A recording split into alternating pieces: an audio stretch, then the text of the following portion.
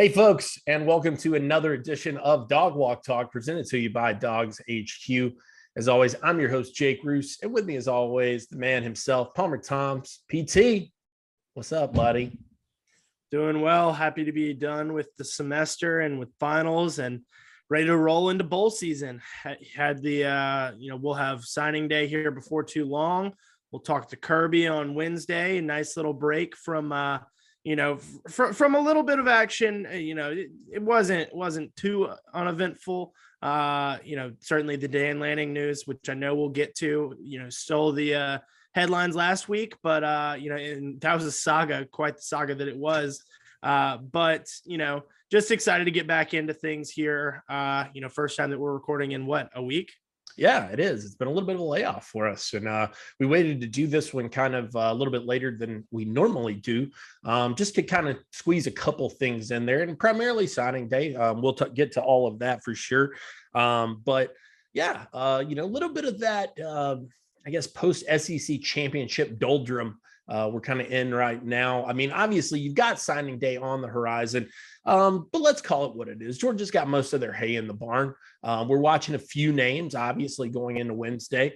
But like you said, I guess the big news that we got to get to first, in my opinion anyway, is that of the departure of Dan Lanning, or soon to be departure, I guess you could say. He is in Oregon as we are recording this. But Georgia's defensive coordinator, Dan Lanning, accepts the head job with the Oregon Ducks. Kind of that started on Friday. And then kind of continued on. Then Saturday, it kind of all really kind of coalesced. That was Saturday, wasn't it? Friday, Saturday. Kind of all comes together, and sure enough, it's all true. Hey, shout out to Chip Towers of the AJC. Just wanted to give him props because he caught a lot of shit over on Twitter for that scoop. And it's like I told you, I thought I would be surprised if he swung and missed that hard. That would have been a shock to me. I guess, Palmer, let's just start off with your reactions. We'll come back to me on it. But Dan Lanning, been a crucial part. I think that's fair to say. Your feelings on this departure, I guess, let's hit it from both sides. First for Oregon, and then, how does this affect Georgia? Yeah, I guess if you're Oregon, the fact that you're bringing in a 35-year-old head coach, and a first-time head coach is a little bit scary.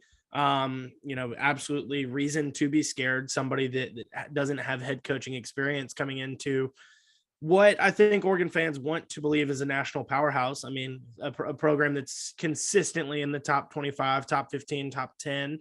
Obviously doesn't have a national championship to its namesake, but I think, in terms of competing at a big Power 5 level, Oregon has been up there, and certainly in the 2000s, was up there.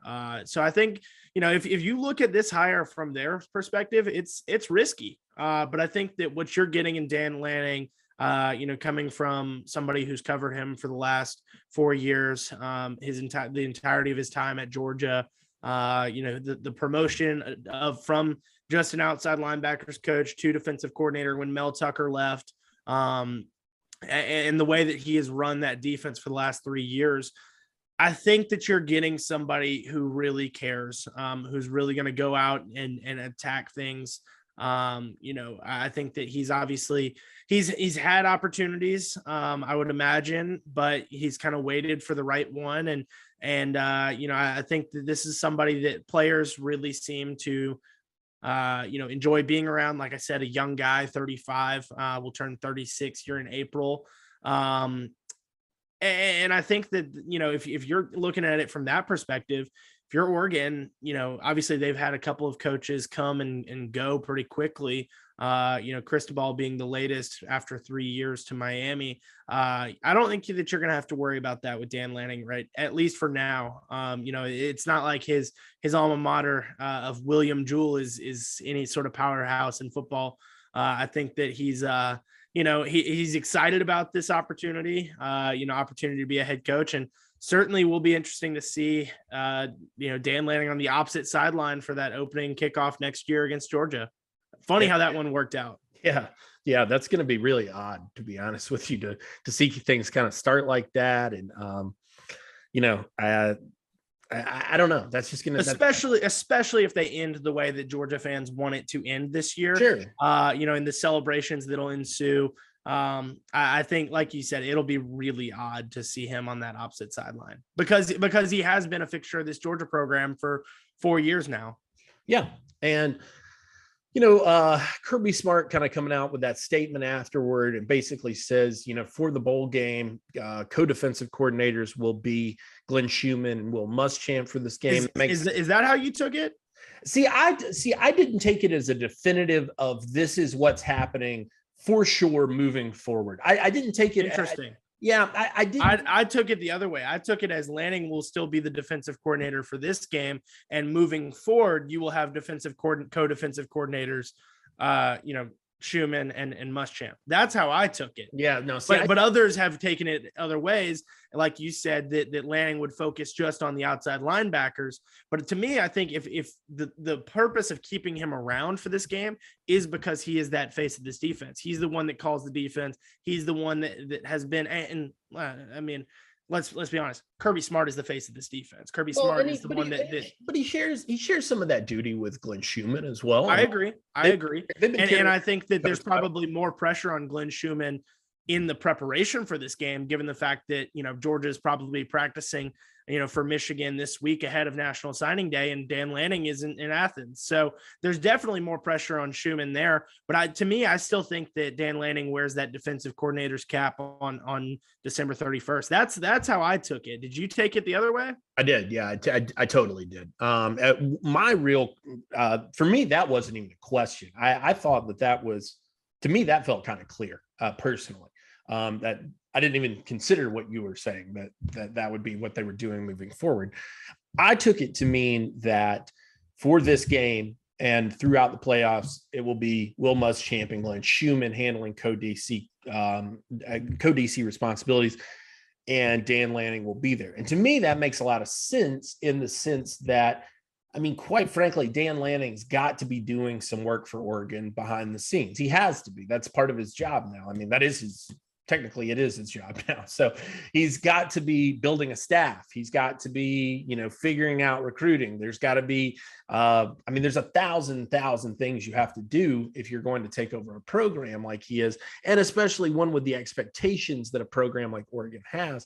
And so I think Kirby probably to some degree is understanding of that, and probably realizes, he did it. Right.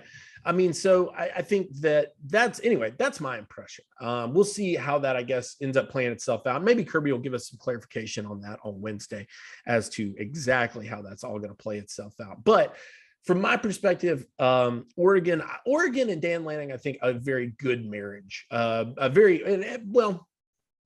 good in the sense that he's young and enthusiastic and a guy who is well versed in defenses and sought after and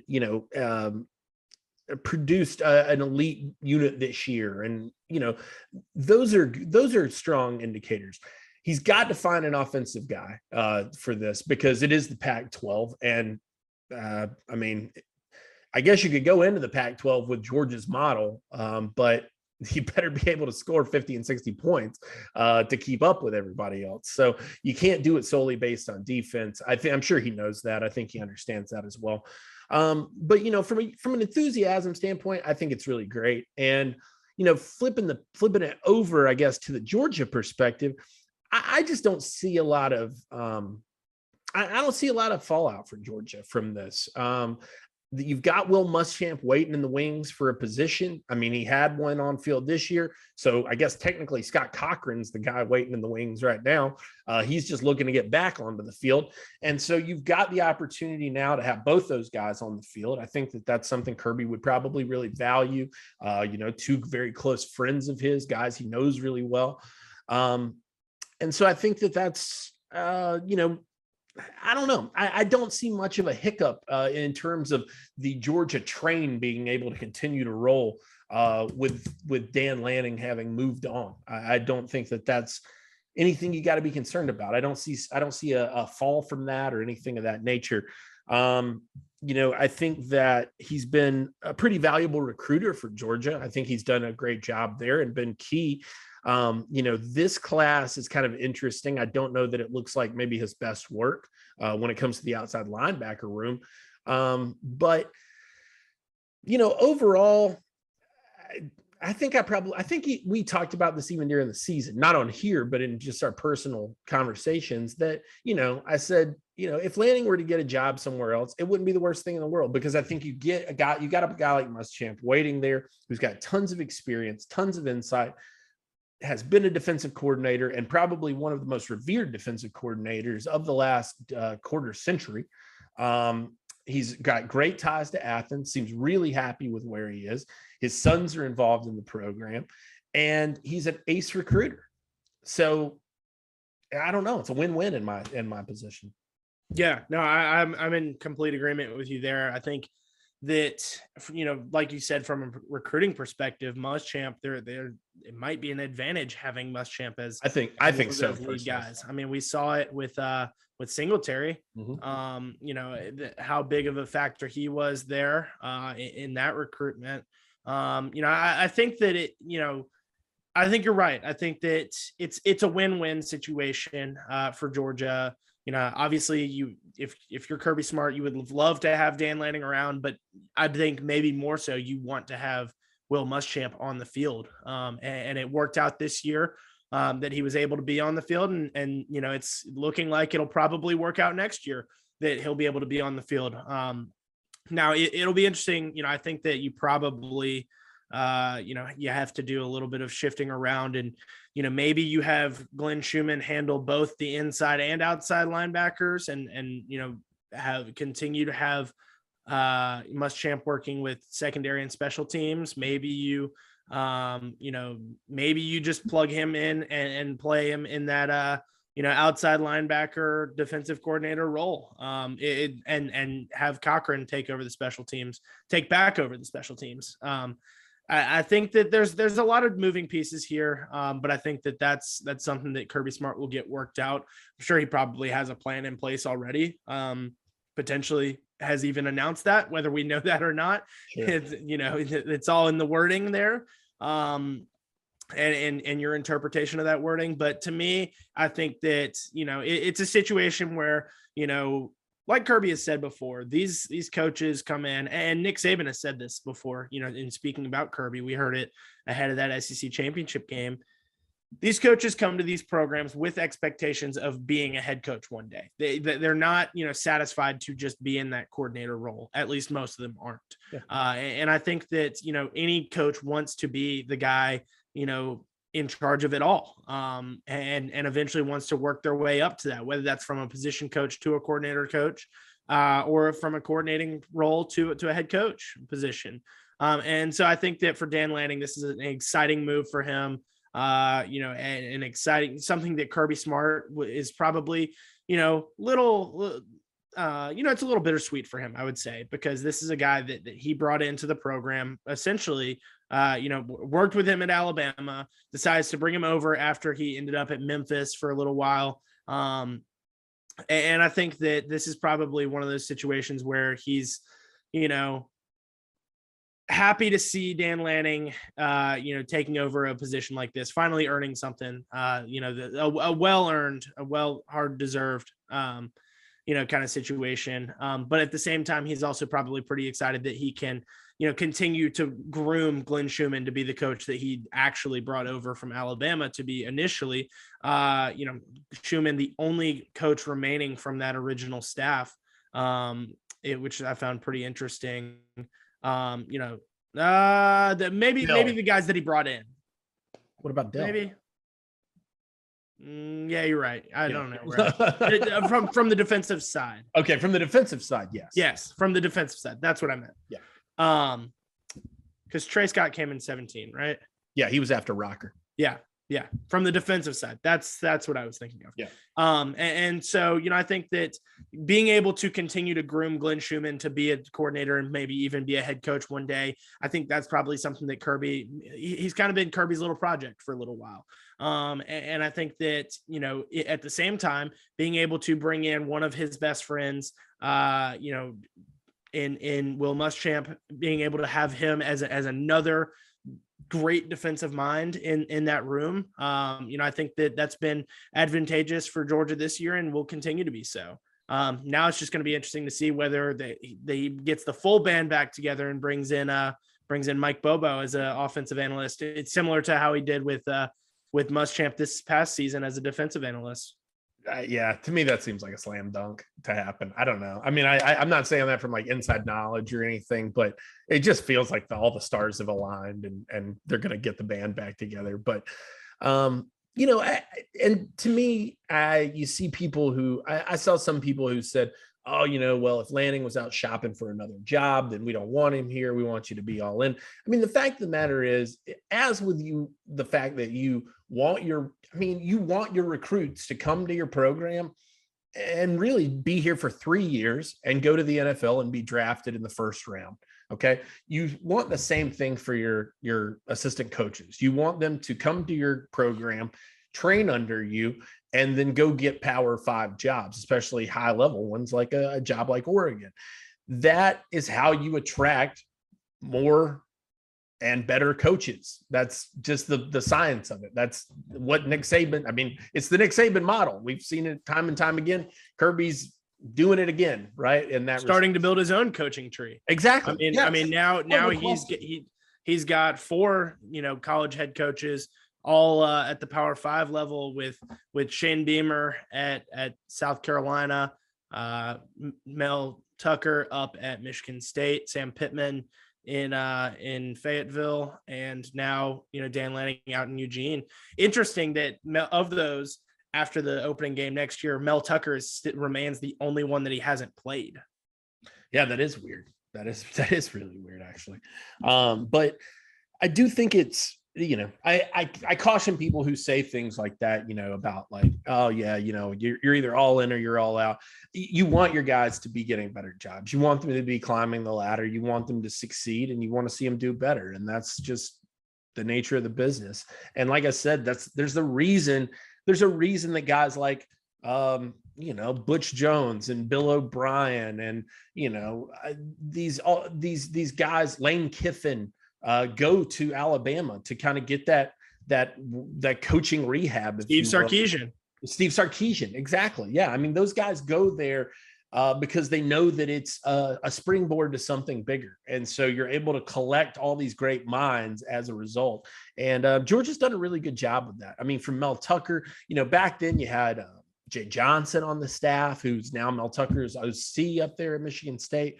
Right now you got Buster Faulkner on the staff as an offensive analyst, who's a guy who's, in my opinion, somebody that if I were Dan Lanning, I would look at taking and putting on an offensive staff in Eugene. I'm sure Kirby wouldn't want to see that, but that's the nature of the business, like I said. So overall, good move by Dan Lanning. Congratulations to him. Well-deserved and well-earned, in my opinion. And also no real downside for Georgia either. I think Georgia's going to be just fine, and the beast keeps feeding itself.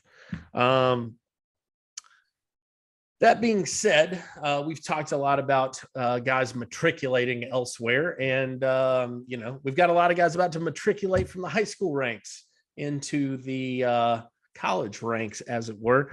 Georgia heading into early signing day as of this writing, or this recording, I guess it were. Georgia's sitting at number 3 per the On3 rankings, and really, really tight race up top.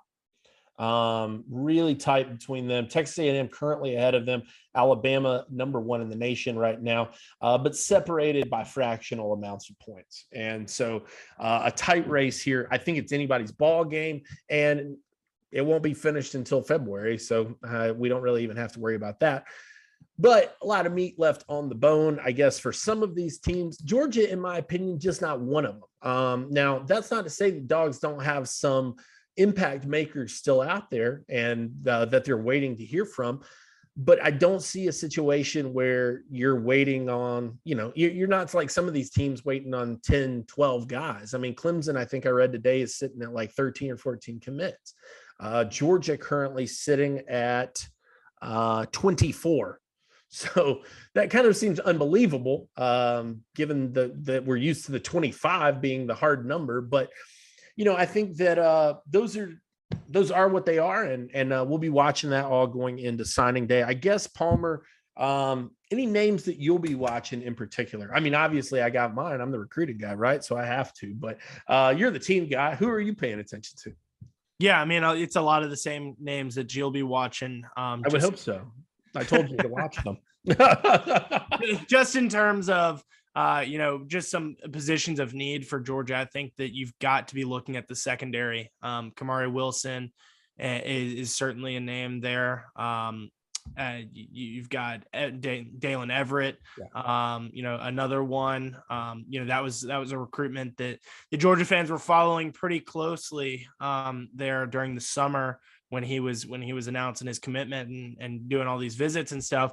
I think that, in terms of going back to that coaching carousel idea, kind of tangentially related, I think the fact that you are seeing these coaches go places is having an effect on recruiting. With the departure of Brent Venables to Oklahoma, you are seeing several of those Clemson defensive commits decommit. And now those are names that are back on the market.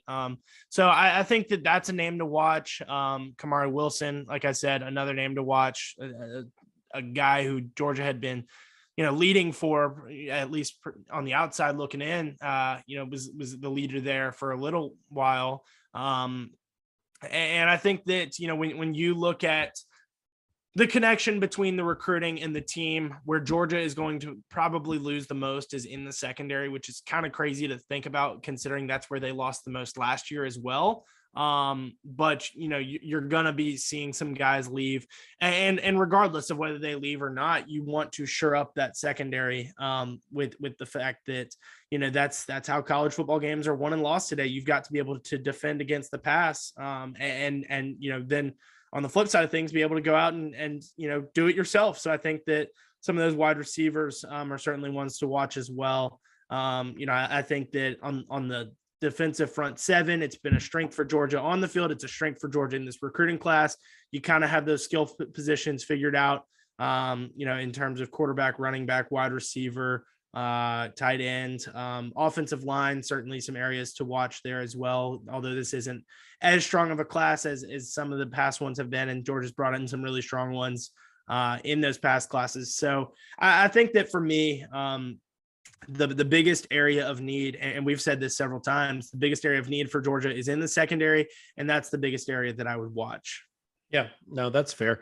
I think that, to me, it feels like they've got a lot of that sutured up, though. And so I think that, yes, it would be great to add Kamari Wilson and a guy like Dalen Everett. And I feel good about their chances with Wilson as well.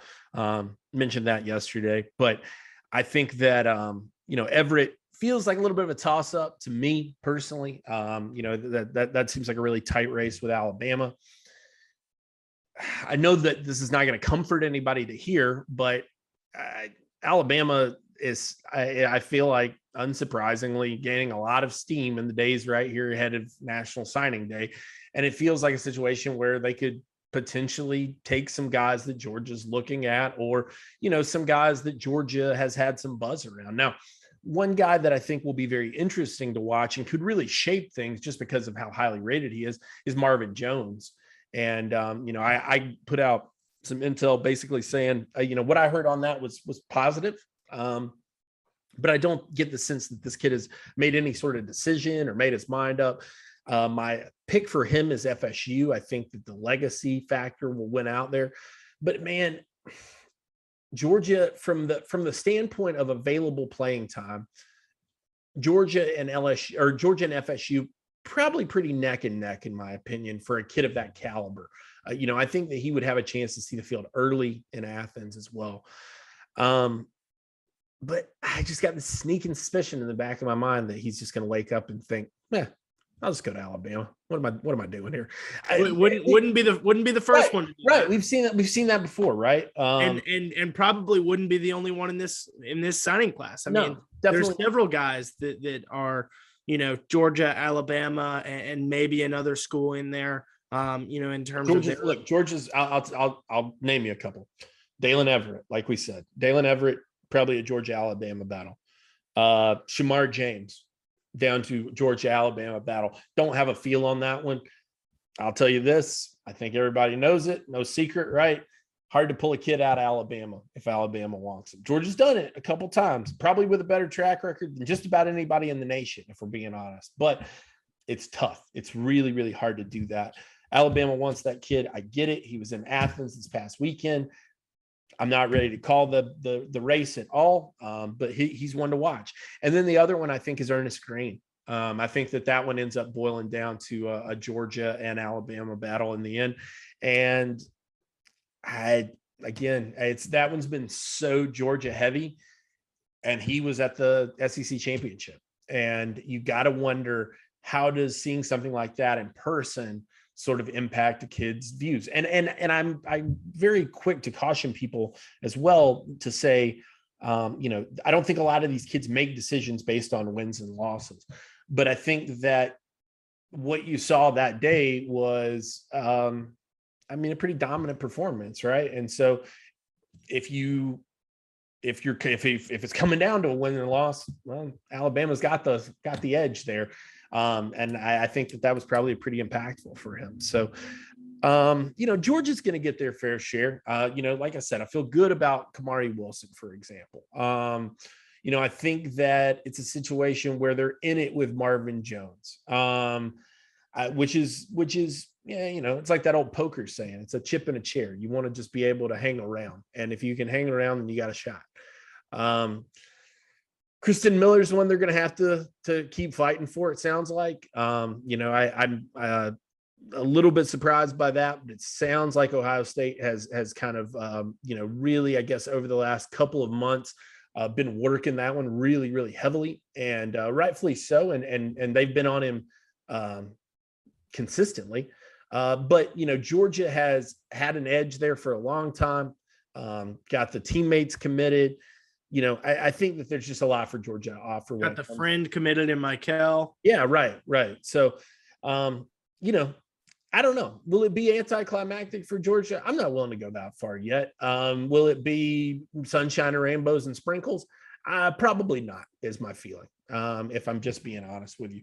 And to be honest, too, there's probably a name out there that nobody's talking about. There usually is. There's probably some, 4-star kid from Senegal who's been playing wide receiver for 1 year, but he's, 6'7" and runs 4.2. And, he's the signing day surprise, and they go find a kid like that. And also you have to consider the fact that Georgia is keeping spots open for the transfer portal, and rightfully so. I think that they can use some experience help at a couple of positions.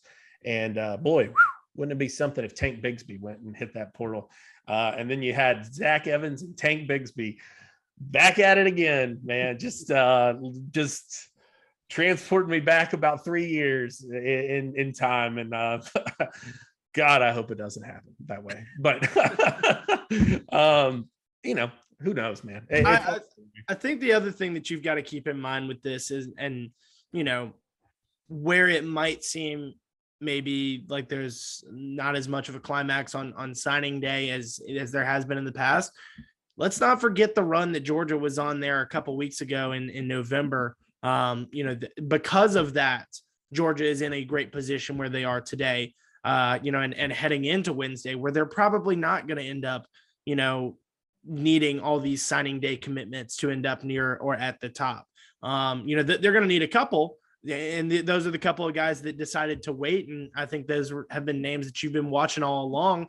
But in terms of the commitments that they've got and the signees that they're expecting, I think that overall it's a really good class. I know we'll break it down even more, coming out of signing day and stuff. But, there's a couple players that really excite me in this class in terms of the way that they can, potentially help out on the team side of things, immediately with some playing time available. I think that, again, I go back to that secondary. There's a lot of guys in that secondary that excite me in terms of their ability. A guy like Malachi Starks, for example, local kid to the Athens area. So I've seen him play a couple of times. But I think that when you're looking at for where Georgia's weakness has been, it's probably been at that star position. And I think that he is somebody that has that ability where he could be a perfect star.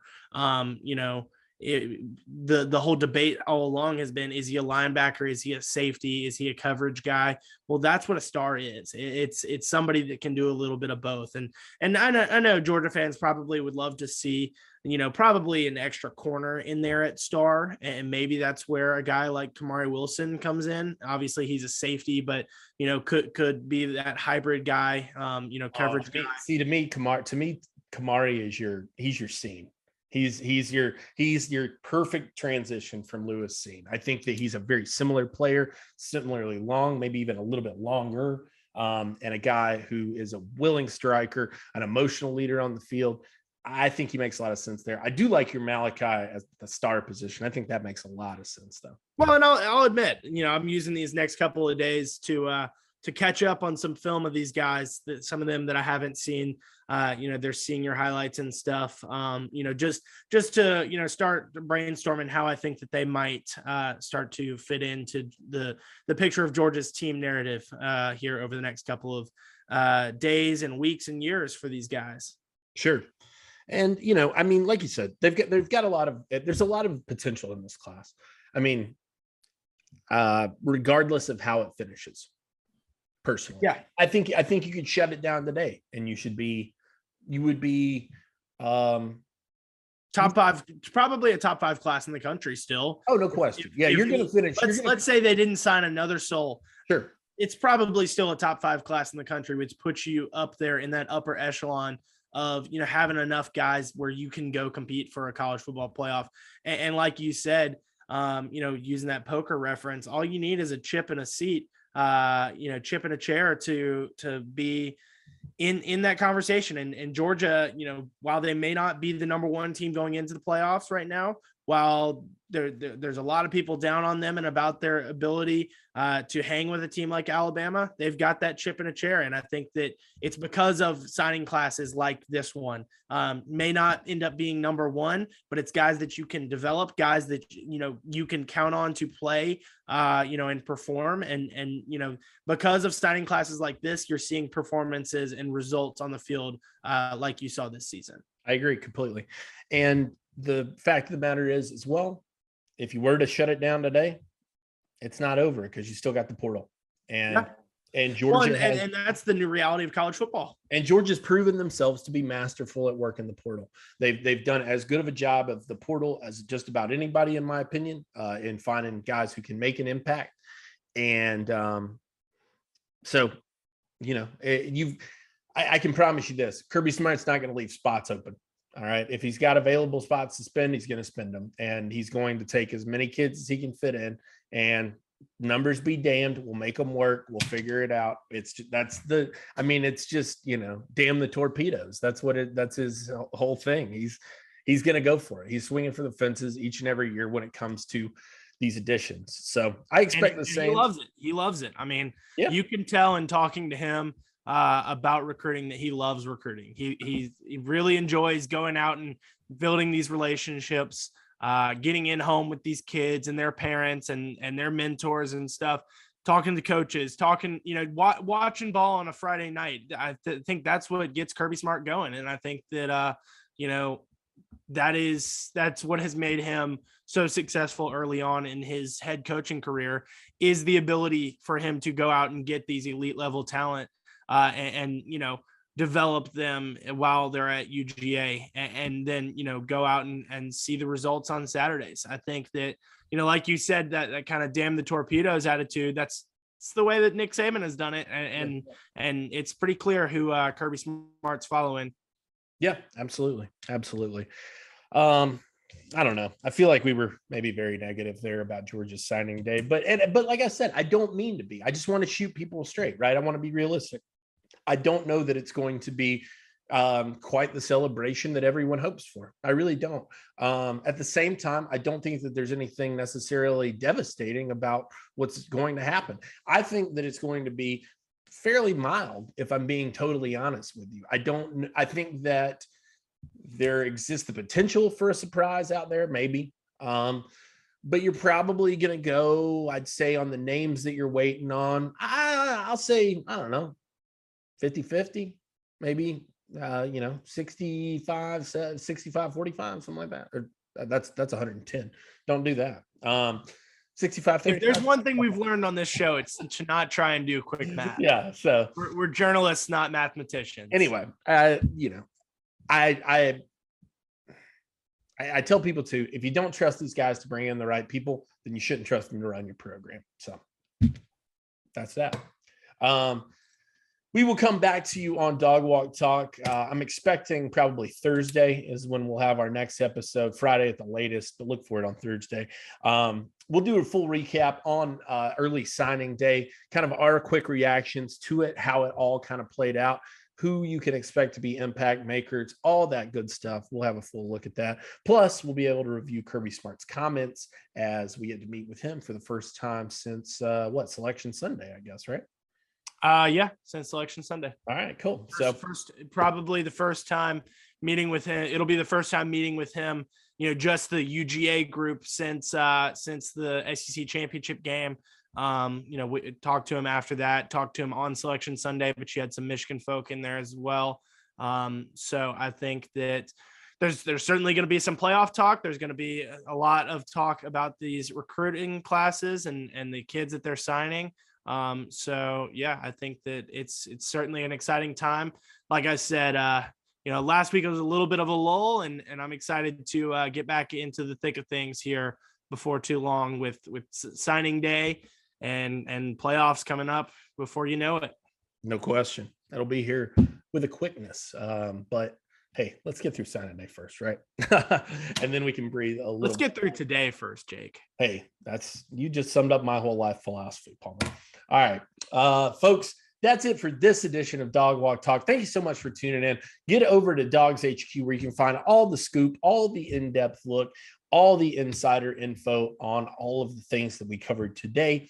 We've got you covered from wall to wall on all of that, and we will do that again for National Signing Day for sure. For Palmer Toms and myself, Jake Roos, this has been Dog Walk Talk, presented to you by DawgsHQ. Take care.